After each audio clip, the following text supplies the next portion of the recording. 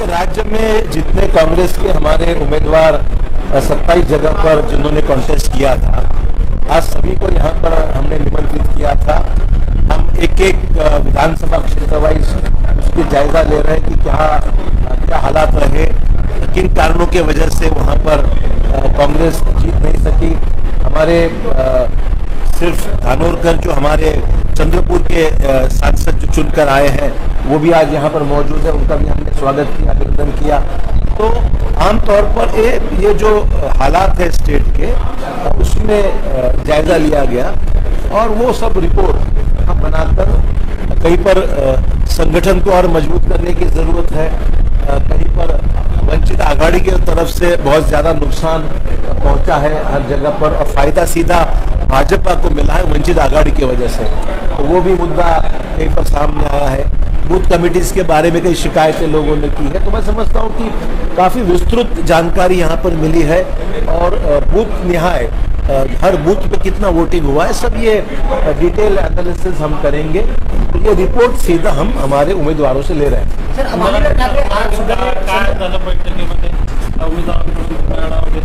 काँग्रेसचे 27 उमेदवार ज्या ठिकाणी निवडणुका लढलेल्या आहेत त्या सर्व 27 उमेदवारांना या ठिकाणी निमंत्रित केलेले आहे। त्यांचा लेखी अहवाल आम्ही मागवलेला आहे। त्या अहवालानुसार अनेक ठिकाणी अनेक वेगवेगळे विषय समोर आलेले आहेत। वंचित बहुजन आघाडीने फार मोठं नुकसान राज्यामध्ये करून फायदा भाजपला थेट पोहोचवल्याचं आकडेवारीवरून सकृत स्पष्ट होत आहे। त्याचबरोबर संघटनात्मक काही कमजोरी काही ठिकाणी आहे, काही तक्रारी लोकांनी केलेल्या आहेत। तर सगळ्या गोष्टी सारांश आज लेखी अहवाल आणि बूथ निहाय मतदान जे झालेलं आहे त्याची संपूर्ण आकडेवारी आज या ठिकाणी जमा करण्याचं काम आम्ही करत आहोत। त्यानुसार मग पुढची कारवाई प्रदेश काँग्रेसच्या माध्यमातून केली जाईल। अशोक जी, एक सवाल ये है कि लगातार जो दूसरे राज्यों में देखने को मिल रहा है, बीजेपी या दूसरे संगठन कांग्रेस के विधायकों को तोड़ने की कोशिश कर रहे हैं। महाराष्ट्र देखिए, ये सबसे बहुत शर्मनाक बात है। भाजपा ने पूरे लोकतांत्रिक मूल्यों को बिल्कुल गिराकर राजनीति की है, इसका जवाब हम जरूर देंगे।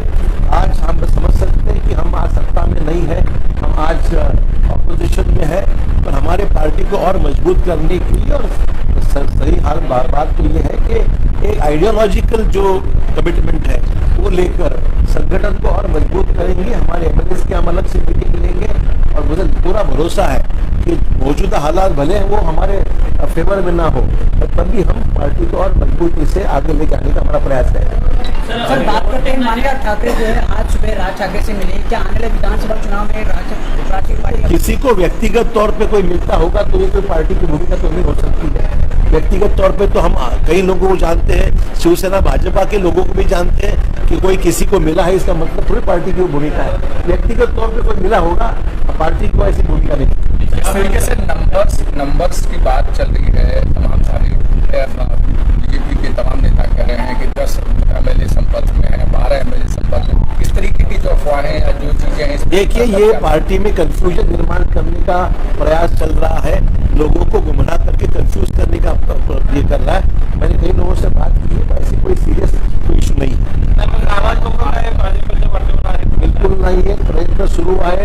अनेक पद्धतीने दबाव तंत्र त्या ठिकाणी वापरण्याचा प्रयत्न आहे। सहकार क्षेत्रामध्ये असलेल्या आमदारांवर काय दबाव टाकण्याचा प्रयत्न होत आहे, पण मला वाटत नाही असं काही घडेल।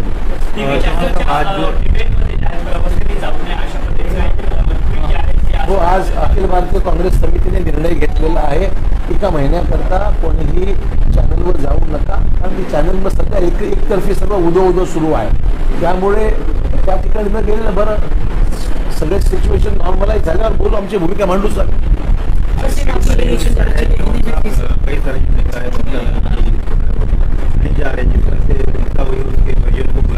देखिए, जिनके खिलाफ में हम चुनाव लड़ चुके हैं उनके सेलिब्रेशन में कोई जाने का, ठीक है, औपचारिक तौर पर पार्टी के प्रतिनिधित्व करके कहीं जा सकते हैं, इसमें कोई हर्ज नहीं है। आमतौर पर लोगों में नाराजगी है और लोग जाना नहीं चाहते। किसानों की बात लगातार शिवसेना करती आई है, लगातार उनका, लेकिन जब प्रतिनिधित्व देने की बात आई तो फिर से उन्होंने मुंबई से ही प्रतिनिधित्व दिया, क्योंकि ग्रामीण इलाके, क्षेत्रीय इलाके से तमाम सारे लोग वोट लेने के लिए किसानों की बात होती है और सत्ता में आने के लिए किसानों की जरूरत नहीं है। आप तो देख रहे हैं कि जो आज किसानों को भी जो कर्ज मिलना चाहिए आने वाला, आज चीफ मिनिस्टर का बयान मैंने पढ़ा अखबार में कि बैंकों को उन्होंने डांटा है कि सिर्फ 54% किसानों को कर्जा दिया है, 54% सिर्फ। सवाल ऐसा है कि अभी बारिश का सीजन नजदीक आ रहा है और खरीफ की जो शुरुआत होने वाली है, इसके लिए बैंक से भी जो पैसा देने की आवश्यकता है कुछ नहीं हो रहा है। और मुख्यमंत्री का बयान कोई रिजर्व बैंक के अधिकारी या फिर बैंकों के अधिकारी सुनने में नहीं है। पिछली बार भी ऐसा ही बयान दिया था, उस पर भी कुछ अमल नहीं हुआ। आज भी जो कह रहे सिर्फ दिखावा है, होता कुछ नहीं।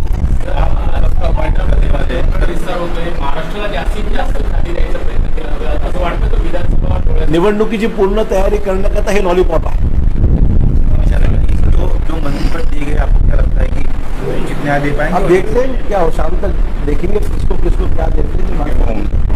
राहुल गांधी को लेकर जो है वाले हैं कि सभी कांग्रेस जनों की ये भूमिका और भावना है कि राहुल गांधी जी कांग्रेस के अध्यक्ष रहने चाहिए। लोगों की भावना आज प्रदेश में सभी हमारे देश नेताओं की मीटिंग है, इसमें चर्चा होगी इस विषय पर और उसके बाद में तय करेंगे।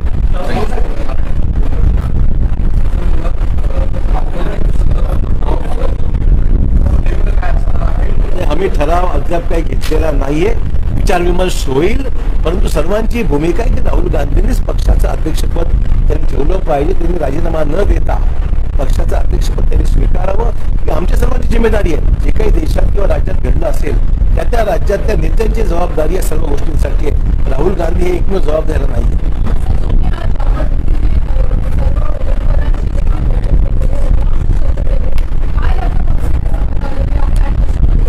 आम्ही सर्व 27 उमेदवार जे काँग्रेसच्या वतीने लढले होते, आमचे निवडून आलेले खासदार चंद्रपूरचे धानोरकर ते पण या ठिकाणी आलेले आहेत। इथे आम्ही सर्वजण आहोत, त्यामुळे मतदारसंघ निहाय आम्ही माहिती घेत आहोत। कुठल्या कारणास्तव काँग्रेसला मतदान कमी झालं किंबहुना कुठल्या कारणास्तव काँग्रेसला पराभव त्या ठिकाणी स्वीकारावा लागला, याची अनेक कारणं आहेत, त्याची जानकारी घेण्याचा प्रयत्न आम्ही करत आहोत।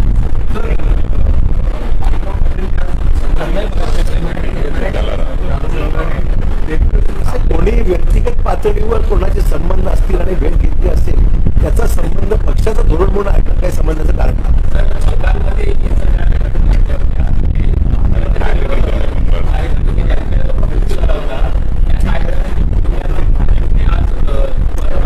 ठीक आहे। त्यांनी कोणाला बोलवायचा हा वेगवेगळा, पण एकंदरीत बंगालमध्ये घडतं ही अतिशय वाईट गोष्ट।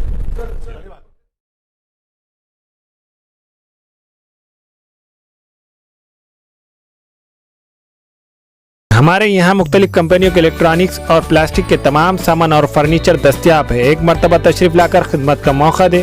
प्रोपराइटर हाफिज मदरुल्लाह बेग, अदर Baig, Albarkat home appliances, furniture and electronics, टायरबोर्ड, दिगलू नाका, नांदेड़।